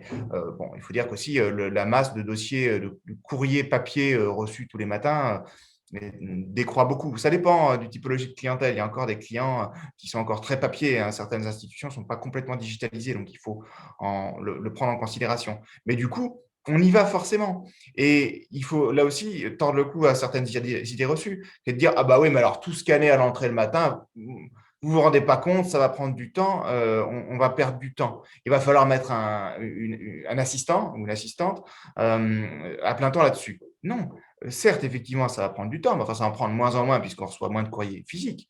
Mais après, le temps passé à ne plus avoir à chercher le dossier papier. Parce que moi, c'est une réflexion que je me fais à chaque fois que le vendredi après-midi, quand mon assistante est en RTT et que je ne trouve pas un dossier parce que je ne sais pas où il est rangé, ça arrive encore, hein, je me livre à vous là, hein, mais à chaque fois, je me fais la réflexion, je dis, bon Dieu, si on avait déjà scanné tel élément que je cherche parce que j'en ai besoin, parce qu'il c'est dans le dossier papier, on n'aurait pas besoin de chercher le dossier papier finalement. Et finalement, le temps perdu à scanner le courrier le matin pour le ranger dans le dossier digital, bien, on gagnerait du temps à ne plus chercher les dossiers physiques et à plus courir dans les rangées, à les chercher, à les sortir, puis ensuite à devoir les ranger. Donc l'un dans l'autre, on gagne du temps. Alors c'est intéressant parce que tu parlais d'organisation, d'aller chercher dans le dossier papier ci et ça. Est-ce qu'aujourd'hui, parce que bon, on parle d'un logiciel métier, on parle de changement d'habitude quand un cabinet n'a pas effectivement un logiciel métier. Donc ils ont l'habitude du dossier papier. Je suppose que dans tes dossiers papier, tu as des codes, correspondances, procédures, De moins en moins. financiers, de moins en moins, d'accord. J'ai un petit truc nouveau qui est apparu depuis le premier confinement, c'est que dans beaucoup de dossiers, finalement, je les ouvre et quand j'ai tout en digital et que je n'ai pas besoin d'imprimer, eh ben, je repousse l'ouverture du dossier papier. Et je mets une note à l'ouverture du dossier. Hein, on peut mettre des notes et puis les cas échéants, les configurer pour qu'elles s'ouvrent dès qu'on ouvre le dossier. Bon, attention, pas de dossier physique créé. Donc, le jour où on aura besoin de créer un dossier physique, on le fera. Mais il y a certains dossiers où finalement, je n'ai pas de dossier physique créé. Je ne sais pas si c'est très ISO. Je crois qu'il faudrait quand même qu'on ouvre une cote papier avec le numéro du dossier et le nom. Mais il y a certains dossiers, j'ai fondamentalement plus besoin. Et tout ce qu'on est en train de dire, c'est valable quand on est pour éviter de manipuler les dossiers, de les sortir, de les rentrer, de les ranger et de savoir stocker et de les trimballer sur un petit chariot. Mais c'est encore plus valable pour les cabinets qui sont multisites, comme je le suis, où on est entre le cabinet, le siège social et le cabinet qui n'est plus un cabinet secondaire, mais qui est le site du barreau de Saint-Nazaire, où je suis maintenant principalement, mais on est tout le temps en train de circuler entre les différents endroits. Et encore, nous n'avons que 2 sites dans la SCP Interbarreau, mais il y en a qui ont 4 ou 5 sites. Ben évidemment, il faut pouvoir s'affranchir de la présence du dossier physique, ou alors vous vous faites des contraintes. Au moment où vous êtes, ou dans l'endroit où vous êtes, vous ne pouvez pas forcément travailler sur ce que vous souhaiteriez faire parce que vous n'avez pas le dossier physique. Ça, aujourd'hui, c'est plus acceptable en 2021. Alors, je t'entends bien et la question était de dire, est-ce que, l'organisation qu'il y a dans l'outil métier, dans le cas où tu as un dossier papier avec des cotes bien précises, est-ce que tu as réussi à retrouver digitalement cette même organisation avec une code correspondance, une code procédure? Il y a même certains cabinets, je ne sais pas si c'était le cas à l'époque des dossiers papier, des cabinets qui utilisaient des codes de couleur, où disaient le bleu c'est la correspondance, le rouge c'est la procédure, le jaune c'est le financier. Est-ce que le logiciel Cessib t'a permis de pouvoir retrouver finalement de manière digitale cette organisation justement pouvoir oublier le papier finalement. Oui, bien sûr, complètement, parce qu'en fait, nous, on a toujours ces histoires de code couleur, et puis ben, nos dossiers CCIP sont organisés, on peut organiser les structures de dossiers comme on veut, hein, notamment pour ceux qui font du juridique, c'est un petit peu différent, on n'a pas les mêmes cotes, mais effectivement, nous, on retrouve dans les dossiers informatiques chez CCIP les mêmes cotes de correspondance émise, correspondance reçue. Déjà, c'est d'ailleurs un niveau supplémentaire de spécialisation dans le dossier digital, puisque dans le dossier correspondance, il y a un peu tout. Il y a ce qui est émis et ce qui est reçu en papier. Là, on va pouvoir scinder en deux. Émis, reçu. On va pouvoir faire des sous-cotes. Cela dit, on le faisait aussi avec les dossiers papier, mais il faut bien dire quand même que les mauvaises habitudes venant, des fois, quand il y avait plusieurs procédures, il n'y avait qu'une code procédure, alors on ne s'y retrouvait plus entre la procédure dans le juge de l'exécution, celle en référé. Voilà. Bon, là, on va facilement, y compris au moment d'intégrer les emails, on va pouvoir créer des sous-cotes sans avoir à passer par le dossier dans le logiciel. On va créer des sous-cotes pour ranger dans des sous-cotes qu'on va pouvoir renommer, leur donner le nom qu'on souhaite. Et donc là, on a exactement la même chose que le papier, sauf qu'on l'a en version digitale, en pouvant renommer et en étant encore probablement plus agile. Donc là, je dirais que c'est encore mieux que le dossier papier. Alors, on va parler un peu de tes clients. Comment les outils Cessib t'ont permis finalement de dialoguer peut-être plus facilement avec tes clients, peut-être apporter de la réactivité de la réponse plus rapide au niveau de tes dossiers. Tu me parlais tout à l'heure de Teams. Est-ce qu'aujourd'hui tu es, parce que tu sais que dans le groupe Cessib, on a aussi, une filiale qui s'appelle Asco qui apporte des outils, de business développement, qui est le site internet, que des campagnes d'AdWords, mais également ont sorti un produit qui s'appelle, Meetlo, hein, qui est finalement je dis toujours le Doctolib de l'avocat, c'est-à-dire que, effectivement aujourd'hui, Asco permet de proposer une plateforme de prise de rendez-vous en ligne finalement et aujourd'hui, avec Cessib, on a mis en place ce lien, hein, qui fait que enfin, ton client, quand il prend rendez-vous, automatiquement, le rendez-vous pris dans Meetlo va se synchroniser avec ton agenda. Dans Cessib, tu vas pouvoir mettre des plages de disponibilité pour dire je suis disponible là, là, là, là.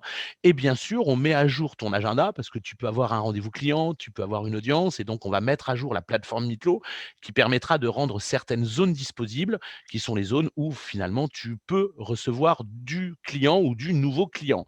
Est-ce que c'est quelque chose que tu as mis en place? Et aujourd'hui, puisqu'on parlait de Teams, est-ce que tu utilises la fonctionnalité à travers Cessib qui va permettre de pouvoir faire le lien avec la visio?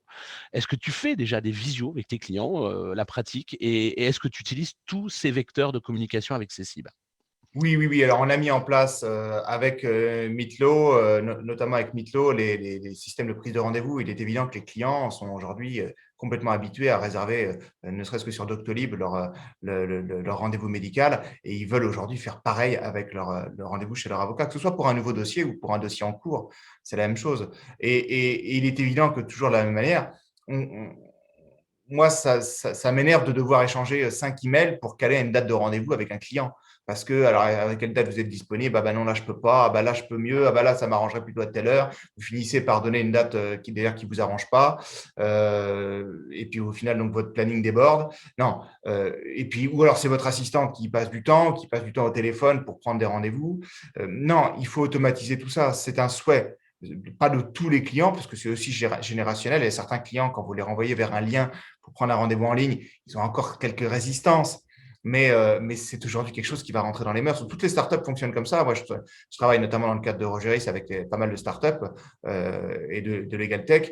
Vous demandez un rendez-vous, vous dialoguez avec quelqu'un sur LinkedIn. Très, très rapidement, quand on veut rentrer dans un niveau de dialogue plus poussé, au téléphone ou par visio, il vous envoie un lien vers son agenda en ligne. Donc, c'est fondamental. Il faut avoir ça. Moi, j'ai gagné un temps phénoménal avec ce type d'outil.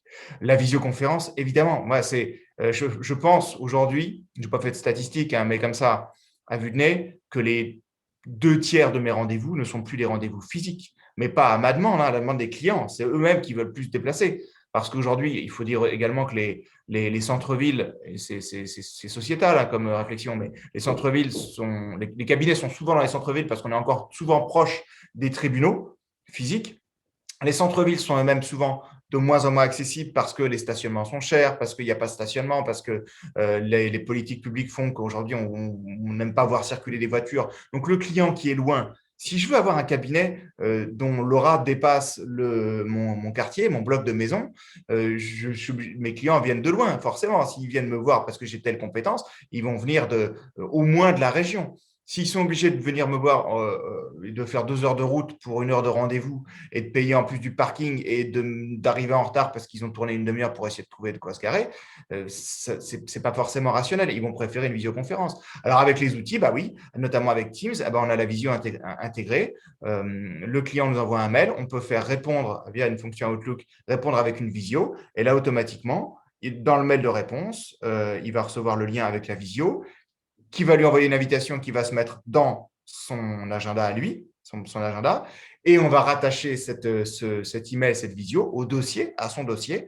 pour que ça rentre dans l'agenda accessible et qu'on puisse, le cas échéant, quand on veut facturer, savoir qu'il y a eu telle visio, qu'elle a duré tant de temps, tel jour, telle date, et la visio est comme ça autogénérée. Et tout se fait de manière fluide, quoi, c'est-à-dire sans avoir besoin d'échanger 40 mails pour envoyer le lien, pour voilà, tout ça. Les gens sont aujourd'hui habitués. Teams permet d'aller même plus loin, d'avoir des espaces partagés sur certains dossiers, notamment quand on dialogue avec d'autres avocats.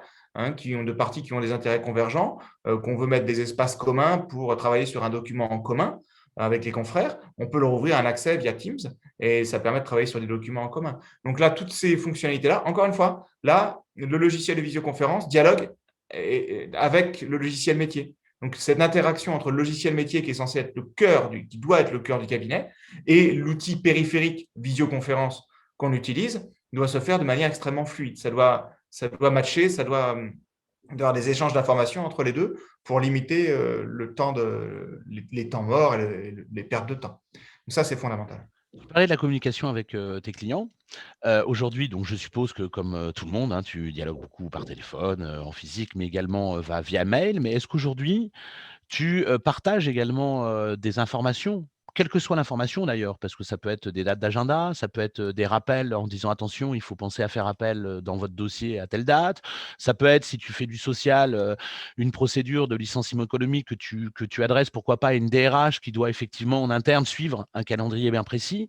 Est-ce qu'aujourd'hui, tu utilises le lien Cessib Online qui permet de proposer à un client un extranet pour justement transmettre des informations dossiers, et quelles sont finalement les informations que tu transmets et qu'est-ce que ça apporte finalement pour toi par rapport au lien que tu as avec ton client? Alors, juste pour ajouter sur ce qu'on disait avant, alors oui, j'utilise ces outils-là. C'est Cessib Online qui est accessible. On a donc l'extranet qui est accessible via le site internet, puisqu'il fonctionne via le site internet pour les clients qui reçoivent un code d'accès, et puis ils peuvent accéder à leur dossier, aux éléments que nous, avocats, on a voulu publier dans le dossier. On ne donne pas tous les éléments puisqu'il y a des choses qui sont confidentielles. Le site internet nous permet également d'avoir le paiement en ligne. On parlait d'Asco tout à l'heure, nos camarades d'Asco ont mis en place le paiement en ligne. C'est aussi quelque chose qui est absolument fondamental dans la fluidité de gestion des flux avec le client. Le client reçoit une facture, s'il est obligé de l'imprimer, de l'envoyer, de prendre une enveloppe, prendre son chéquier, déposer à la poste. Là, il a la facture, il a le numéro de facture, il va sur le site internet, il rentre le numéro de facture, il prend sa carte bleue, il paye automatiquement chez nous. La facture dans le dossier Cessib est marquée soldée, donc il n'y a plus de jeu d'écriture, il n'y a plus de report d'écriture, de pointage, comme disent les comptables, du relevé pour voir à quel paiement correspond quelle facture, et ça remonte automatiquement avec en plus le logiciel de comptabilité qui est couplé avec Cessib également. Donc pareil, le paiement en ligne, c'est quelque chose qui se développe beaucoup, encore plus depuis un an, mais qui nous fait gagner un temps phénoménal, à nous et à nos assistantes, finalement. C'est du temps de saisie en moins. Et puis, oui, alors l'extranet, effectivement, on l'utilise. Alors, l'extranet, c'est compliqué parce que c'est la prochaine étape, à mon avis. Nous, on l'utilise. On a parfois un peu de mal à le vendre, entre guillemets, aux clients. Pourtant, c'est un service qu'on ne facture pas, hein, mais à expliquer aux clients, bon, on va essayer de ne pas vous envoyer, pas vous inonder de mails, d'informations, mais on va vous mettre un espace partagé où vous aurez toutes les infos, vous aurez la date de renvoi, surtout les clients qui ont beaucoup de dossiers, les institutionnels. Je pense qu'il faut vraiment œuvrer pour, et là, vous avez amélioré en plus, encore plus le système d'extranet. Il est vraiment joli, il est vraiment confortable. Donc, les gens, une fois qu'ils y ont goûté, vont facilement y revenir.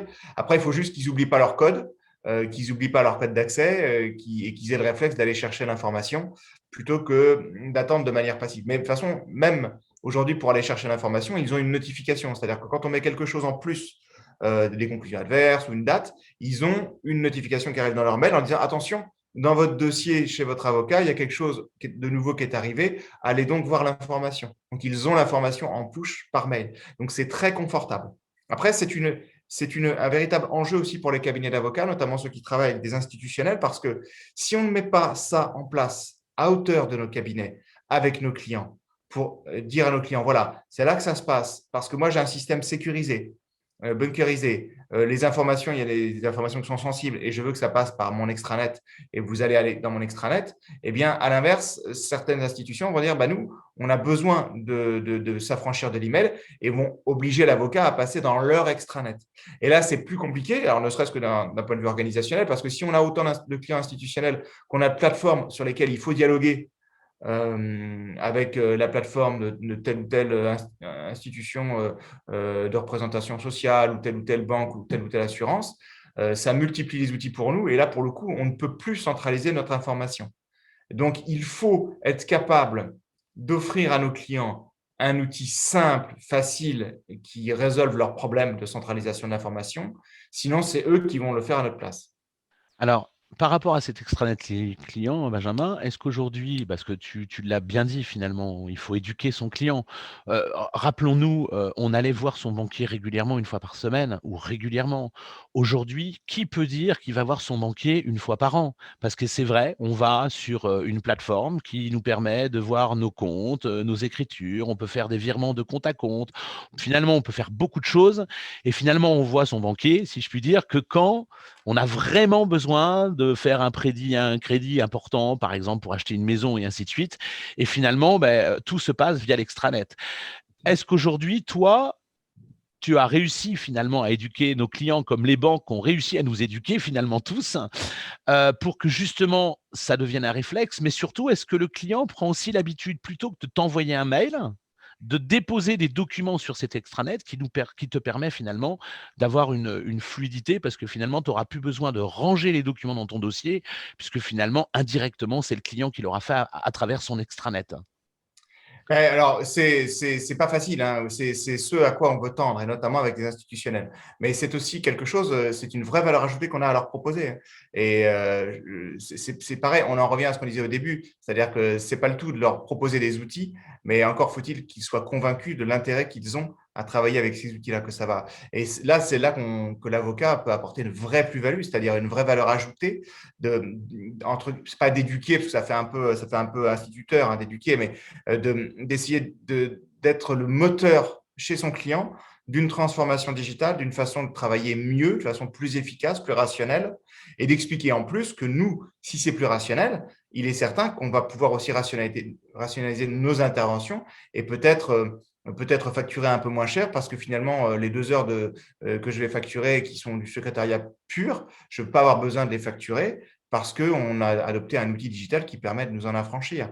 Alors, l'idée, ce n'est pas de facturer moins pour les cabinets d'avocats, on a une logique économique quand même, mais c'est juste de facturer mieux, de ne facturer que des choses avec de la vraie valeur ajoutée. Il y a un recentrage de la valeur ajoutée. Et nos clients doivent nécessairement comprendre qu'eux-mêmes doivent se discipliner un peu pour nous permettre, nous, de leur facturer mieux.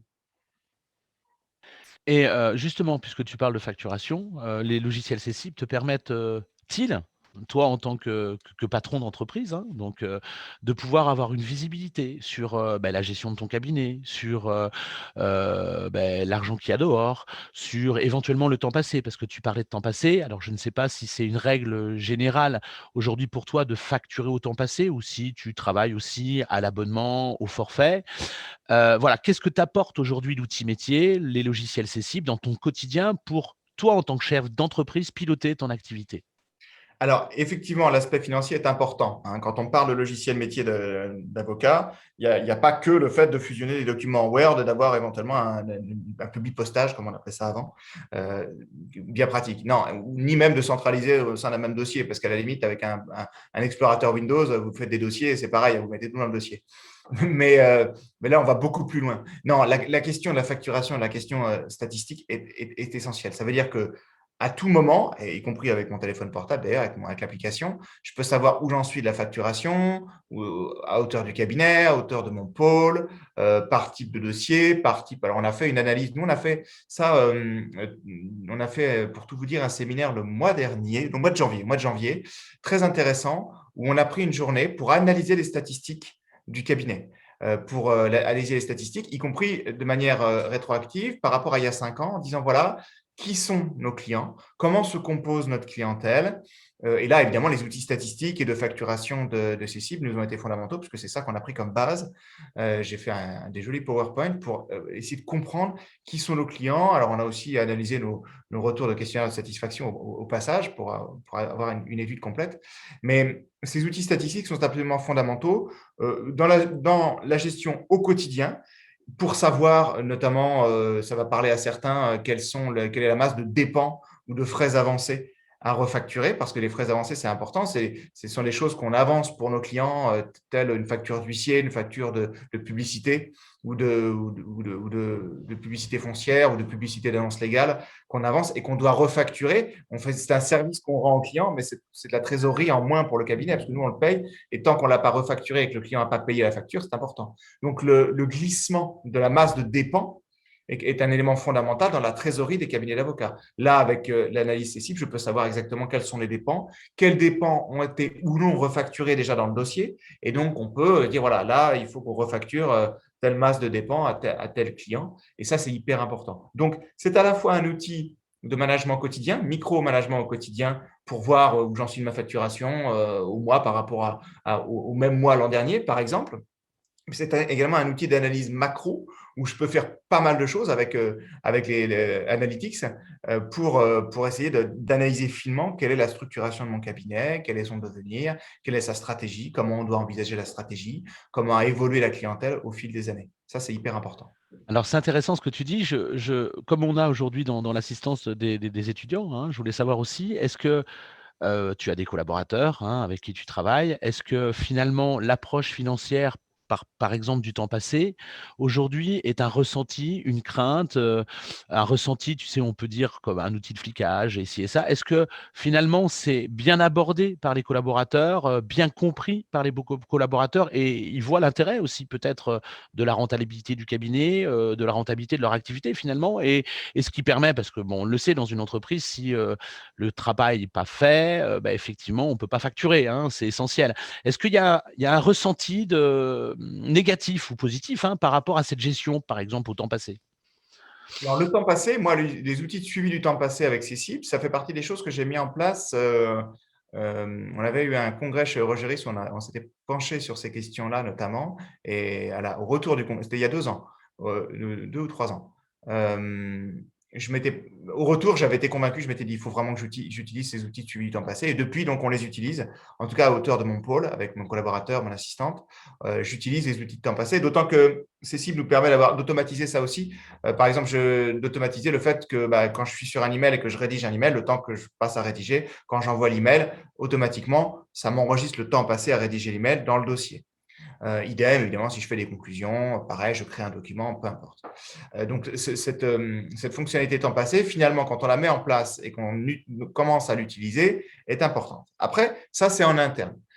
En interne, je pense que c'est très bien. Les collaborateurs, enfin moi, le mien, en tout cas, ne s'en plaint pas du tout. C'est important parce que ça permet de se structurer, savoir à la fin de la journée combien on a réussi de rentrer de temps facturable. Ça permet aussi de se poser des questions sur la structuration de sa journée. Est-ce que j'ai passé une journée de temps perdu? Est-ce que j'ai perdu en réunion, par exemple? J'ai vraiment réussi à me concentrer, à travailler efficacement sur tel dossier? Est-ce que voilà, donc ça c'est important. C'est important derrière parce que moi ça me permet de savoir quel est le temps passé au global sur le dossier et de facturer. Après, peu ou prou, qu'on fonctionne en temps passé ou au forfait ou l'horaire de résultat, la composante temps passé est dans tous les cas un outil d'analyse de rentabilité du dossier fondamental. Et même si on travaille avec un institutionnel qui vous donne où on facture un tarif parce qu'il y a des barèmes institutionnels auxquels on se tient, le fait de rentrer le temps passé est quelque chose de fondamental parce que ça permet de savoir in fine sur chaque dossier et au global sur l'ensemble des dossiers si le dossier a été rentable ou non. Parce que si je suis tenu de facturer 450 €, mais que le dossier, j'ai rentré 7 heures ou 8 heures facturables, je sais quel est mon taux de rentabilité, le montant qu'il faut que je facture par heure passée pour être rentable par rapport à mes charges, eh bien, je vais me dire, là, j'ai un problème de rentabilité. Donc, qu'au final, on facture le client réellement en régie, c'est-à-dire au temps passé, au temps réel passé, ce qui arrive encore, notamment nous, des cabinets contentieux, on a malheureusement difficilement d'autres, on peut arriver à chiffrer certains dossiers avec des honoraires fixes, où on s'engage sur des honoraires fixes, voire avec des honoraires complémentaires de résultats, mais sur des trucs très standardisés, sur beaucoup de dossiers, on ne peut pas le faire. On ne peut pas le faire parce que ce ne serait pas équitable non plus pour le client, parce que ça veut dire qu'on prend un pari et qu'il y en a un des deux qui va perdre le pari.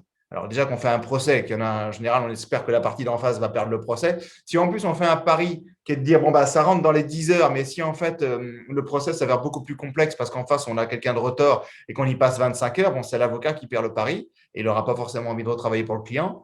Et à l'inverse, si l'avocat est talentueux et qu'il arrive en 2 coups de fil à résoudre la situation, mais que forfaitairement il avait prévu d'y passer 10 heures alors qu'il en a passé 2, c'est le client qui va se dire, bah, finalement, la facturation au forfait, c'est bien, mais voilà. Donc, il y a certains cas où on est obligé de facturer au temps passé parce que c'est ne serait-ce que le plus équitable. Le tout étant de facturer régulièrement pour que le client ne se sente pas pris en étau face à une facture finale trop importante, et de prévoir, en fait, quand même de prévoir la convention d'honoraires, ce qui est obligatoire aujourd'hui, de prévoir une fourchette pour dire voilà, ça va à peu près coûter tant, parce que ça, je peux quand même encore vous dire à peu près combien ça va coûter, voilà, d'avoir une Alors, marge. c'est intéressant ce que tu as dit. Il faut pouvoir avoir un outil qui nous permet de facturer régulièrement pour éviter justement dans 6 mois d'envoyer une grosse facture, si je puis dire, à son client. Et effectivement, à travers les logiciels Cessib et surtout le logiciel Cessib Neo, on a aujourd'hui un module qui permet de centraliser à travers un menu qui s'appelle la console de facturation tous les modes de facturation, que ce soit les modes de facturation au temps passé, à l'abonnement, au forfait. Et finalement, on est capable tous les mois de faire un relevé des comptes quelque part de tous les temps que tu as passé effectivement sur les dossiers. Et on va te proposer ce qu'on appelle des états de préfacturation qui te permettra de pondérer les temps parce qu'il y a toujours un arbitrage, si je puis dire, sur, bon, on parle de médiation, donc l'arbitrage en fait aussi partie. Et bien effectivement, de pouvoir arbitrer finalement le temps facturable dans ton dossier. Et ça finalement de manière régulière, périodique, tous les mois, et finalement, c'est l'outil qui va te proposer ces informations-là tous les mois, comme finalement la facturation. Je ne sais pas si tu fais de l'abonnement, Benjamin, mais la facturation de l'abonnement, où effectivement, l'abonnement, c'est tous les mois, je facture 1 000 € pendant 12 mois à mon client. Et bien finalement, ça aujourd'hui, l'avantage des outils comme le logiciel Cessineo avec la console de facturation, c'est qu'on va te pousser l'information pour que tous les mois, tu sortes en un seul jet toutes les factures que tu as à faire à l'abonnement, au forfait ou au temps passé. Est-ce que c'est un outil que tu utilises au quotidien?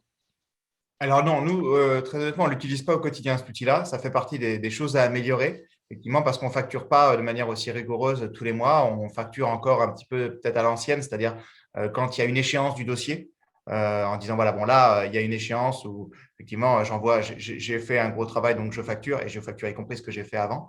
Mais je pense qu'il faudrait qu'on avance dans l'utilisation de ces outils de facturation automatique, en ajustant, évidemment, parce qu'il y a des choses, on se rend compte, qui ne sont pas facturables ou autres.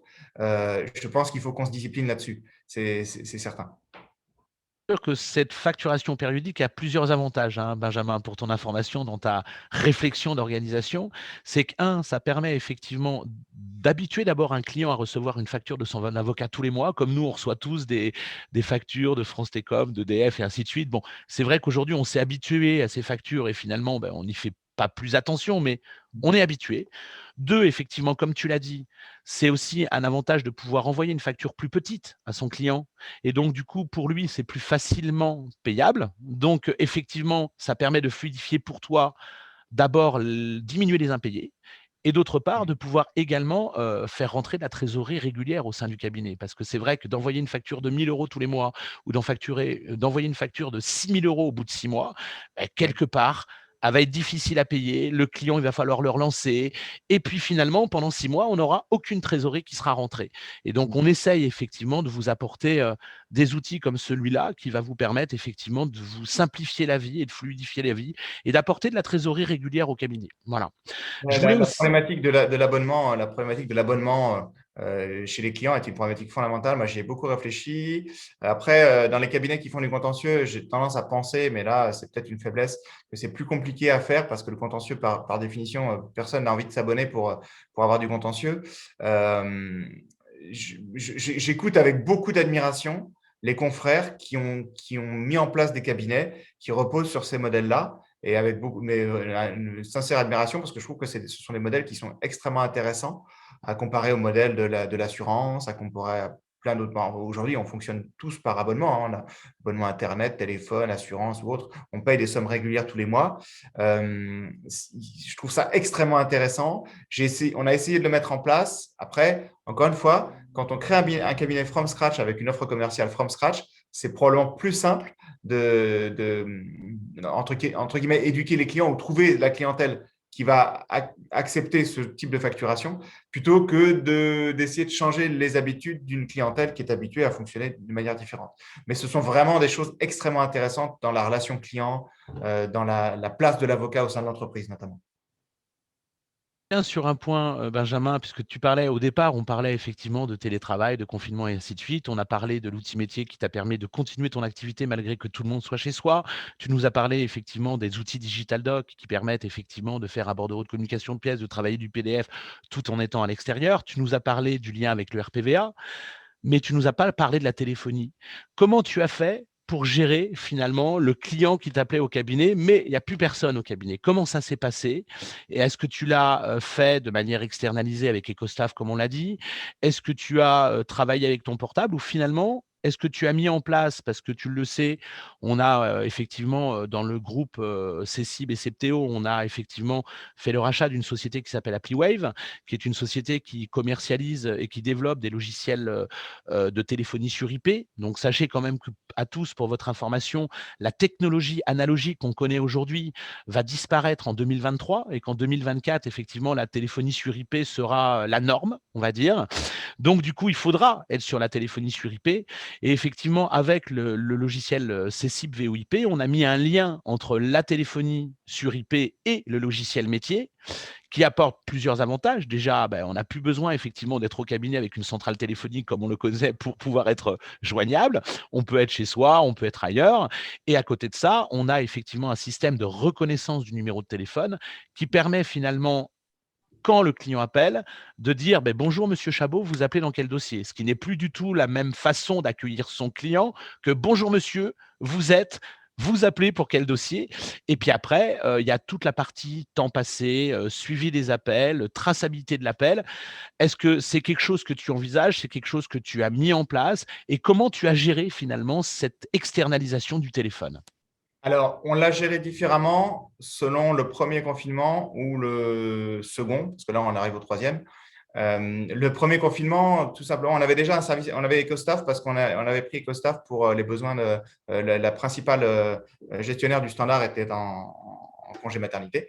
Donc, on s'était dit qu'on avait géré avec EcoStaff. Donc, finalement, c'était déjà en place depuis quelques semaines au moment où le confinement du mois de mars dernier est arrivé. Donc, on a géré avec EcoStaff, ce qui était assez pratique parce qu'on n'a pas eu géré cette problématique de téléphone là où les assistantes étaient essentiellement alors non, pas en télétravail, mais en chômage partiel parce que tout s'était vraiment arrêté au premier confinement. Pas le travail des avocats, mais le travail administratif à côté, c'était quand même beaucoup ralenti. Donc, on a travaillé avec EcoStaff, ce qui était quand même très, très simple. Et puis, pour le reste, avec le téléphone portable, moi, je travaille beaucoup avec mon mobile. Je sais qu'il y a des gens qui sont hermétiques à ça, mais j'appelle y compris beaucoup avec mon mobile parce qu'il est connecté à mon casque et puis c'est plus simple. Donc, et je masque pas mon numéro et je considère que voilà, bon, ça fait partie de la disponibilité qu'on doit à certains de nos clients, à la plupart, à tous quasiment. Mais pour le reste, alors après, sur le second confinement, on a changé radicalement. On a tiré les leçons du premier et en même temps, on avait à changer une partie de notre parc informatique. Et là, on est allé, comme les instructions gouvernementales étaient de dire le télétravail est généralisé. Je ne sais pas si réellement, dans toutes les entreprises et dans tous les cabinets, il s'est généralisé, mais nous, en bons élèves, on a suivi ça à la lettre et on a dit aux assistantes, bon, tout le monde chez soi. Et en fait, on a équipé tout le monde d'ordinateurs portables. En fait, en réalité, on l'avait fait avant, pas le jour où ils l'ont annoncé. Mais au mois de septembre, je crois, on a équipé tout le monde d'ordinateurs portables, y compris les assistantes, de telle manière qu'elles peuvent être chez elles et avoir exactement tout ce qu'elles ont. Et le téléphone, pareil. Alors, on a une solution qui est une solution effectivement, téléphone par Internet avec un logiciel directement installé sur l'ordinateur de l'assistante qui donc peut emmener son ordinateur chez elle et répondre avec un casque. Voilà. Après, ce n'est pas une solution qui est aussi intégrée que celle que vous proposez depuis quelques mois chez Cecib, parce qu'effectivement, il n'y a pas l'intégration avec le logiciel, avec la facturation, la reconnaissance du client, la reconnaissance de ses dossiers. On n'est pas sur un système aussi poussé, mais là, c'est pareil. L'idée, c'est de s'affranchir du lieu physique de travail, de se dire que du jour au lendemain, on peut nous interdire d'aller au cabinet et qu'il faut quand même qu'on ait tous les éléments pour pouvoir répondre à nos clients et passer les appels et transférer les appels. Et moi, quand il peut m'arriver d'être au bureau et mon assistante est chez elle en télétravail, elle décroche et elle me passe les appels ou elle me les passe sur mon portable si moi-même je suis à l'extérieur. Donc, il faut de la fluidité. L'agilité et la fluidité, c'est beaucoup plus simple. Alors, merci Benjamin, parce que c'est vrai que le temps passe et finalement, tu vois, il est déjà 9h54, donc on va dans une minute laisser la parole. Je voulais juste faire un petit résumé effectivement de l'environnement et de l'écosystème Cecib, parce qu'effectivement, dans ton expérience, dans la gestion de ton cabinet, finalement, tu utilises le logiciel Néo, mais effectivement, autour de ce noyau principal, comme tu le disais, qui est important, comme j'appellerais, moi, c'est la fondation, hein, finalement, du cabinet par rapport à l'organisation, on va dire, informatique. Sachez effectivement que Cécile peut, à travers cet écosystème, proposer les outils de Digital Doc, le lien avec le RPVA, le lien avec effectivement la téléphonie aujourd'hui avec Cécile VoIP, l'extranet client dont on nous a parlé tout à l'heure. Et effectivement, c'est ce qui est important, c'est qu'on est capable aujourd'hui de vous accompagner dans votre quotidien pour la partie informatique, pour la partie, on va dire, organisation. On fait même aujourd'hui, pour les cabinets que le souhaitent, de la vente de matériel informatique, hein, qui est compatible avec nos solutions, ce qui permet finalement au cabinet d'avoir un seul interlocuteur, ce qui permet de simplifier les choses. J'ai un problème informatique, j'appelle Cécile. J'ai un problème de téléphonie, j'appelle Cécile. J'ai un problème d'organisation, d'utilisation du logiciel, j'appelle Cécile. Et effectivement, ça permet à l'utilisateur de pouvoir simplifier la relation finalement et gagner du temps, hein, dans l'optimisation du temps du cabinet. Je te remercie, Benjamin, pour cette expérience que tu vis au quotidien avec les outils Cécile. Et on va passer la parole aux personnes qui nous ont écoutés. Et on vous remercie effectivement de cette attention. Et n'hésitez pas à poser les questions que vous souhaitez. On essaiera, moi comme Benjamin, d'y répondre au mieux. Oui, rebonjour. Je voulais savoir si certains participants souhaitaient prendre la parole, poser une question. Vous pouvez lever la main grâce au bouton en bas de votre écran.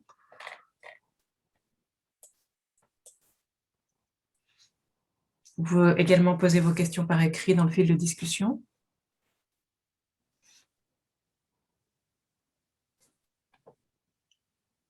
Alors, pour le moment, pas de questions. Est-ce qu'il y a un ou deux derniers sujets que vous souhaitiez évoquer, Benjamin Non, je lis les réactions, notamment quelqu'un qui nous dit qu'il est assureur et que ses clients ont les mêmes réticences, alors qu'il a du mal à essayer de faire aller ses clients sur l'extranet et que lui-même a les mêmes réticences guidé par la crainte d'avoir des dossiers incomplets et de rater certaines échéances. Oui, mais quand on vous envoie trop d'emails, vous ratez certaines échéances aussi. Il y a peut-être des choses que vous n'arrivez pas à avoir. L'avantage, on en revient toujours à un autre élément, c'est aussi le côté asynchrone. Quand vous avez un extranet, ou de manière générale, l'extranet peut être approché de la question du logiciel SaaS. La question, c'est l'asynchronisation de l'information. C'est-à-dire que j'ai l'extranet, j'ai mon code extranet de mon avocat. S'il est 1h du matin, que ça me réveille la nuit, plutôt que d'appeler mon avocat sur son mobile, j'ai juste à me connecter à son extranet pour retrouver mon dossier, retrouver tous les éléments qui sont mis dedans. Donc, si je ne sais plus à quelle date le dossier a été renvoyé, eh bien, je vais retrouver la date, je vais retrouver les conclusions adverses parce que je ne sais plus où je les ai mises dans mon ordinateur. Et c'est hyper important. C'est hyper important pour faire un lien avec le thème du concours de médiation commerciale, que ce soit en arbitrage ou en médiation, on a la même problématique de la communication asynchrone. Aujourd'hui, la médiation et l'arbitrage se digitalisent, comme tous les secteurs. Il y a probablement beaucoup à attendre de ces secteurs-là.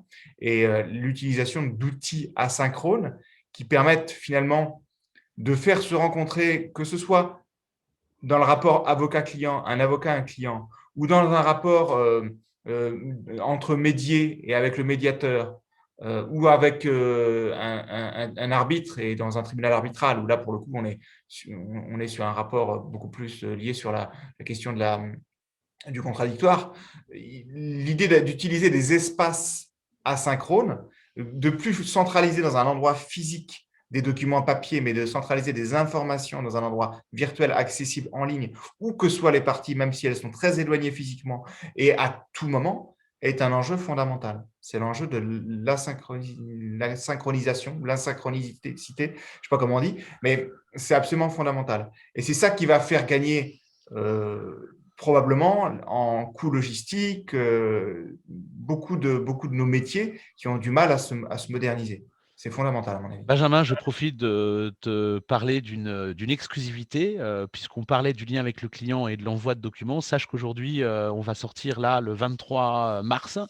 On va faire la sortie de notre lien avec YouSign, une plateforme de signature électronique qui va permettre effectivement de pouvoir au cabinet transmettre des documents à signer sur des plateformes de type YouSign, qui permettra effectivement la signature électronique de conventions de médiation ou autre, et qui permettra effectivement encore de gagner du temps et de fluidifier, on va dire, la signature de documents officiels à travers ces plateformes-là et en lien direct avec les logiciels Cécile. Voilà. Et voilà, qui n'a pas perdu du temps à faire circulariser qui un protocole transactionnel, qui une convention de médiation, qui une convention d'arbitrage, le temps que ça circule entre l'arbitre, les parties, les originaux, ensuite qui les envoie à qui. Ah bah oui, mais un tel est en vacances, ça va prendre 8 jours de plus. Là, avec ces outils de signature numérique, dans un endroit centralisé, vous pouvez envoyer la signature à tout le monde et en 4 heures, normalement, tout le monde a régularisé la convention et de manière sécurisée. Voilà. Merci Benjamin de ce dialogue. C'était très intéressant d'entendre ton expérience. Je repasse la parole à Marjolaine pour peut-être la conclusion en tout cas. Voilà. Merci Marjolaine, merci Olivier Merci. pour le dialogue. Et merci à vous tous pour votre attention. Merci à vous deux. Je vous précise que le webinaire pourra être accessible en replay dans quelques jours. Voilà, n'hésitez pas à nous contacter sur concours@cmap.fr si vous avez des questions complémentaires, si vous voulez entrer en contact avec les intervenants. La finale du concours démarre dans 3 quarts d'heure, donc vous pouvez la consulter. On vous a préparé un beau cas. Voilà. On a deux très bons étudiants cette année. Ça promet d'être une belle journée. Je vous remercie beaucoup et je vous souhaite une bonne journée. Et merci à nos intervenants. Merci Benjamin, merci Olivier. Merci à vous à tous. Et bonne journée et bon concours et bonne finale. Merci. Bonne journée à vous. Au revoir. À bientôt. Au revoir.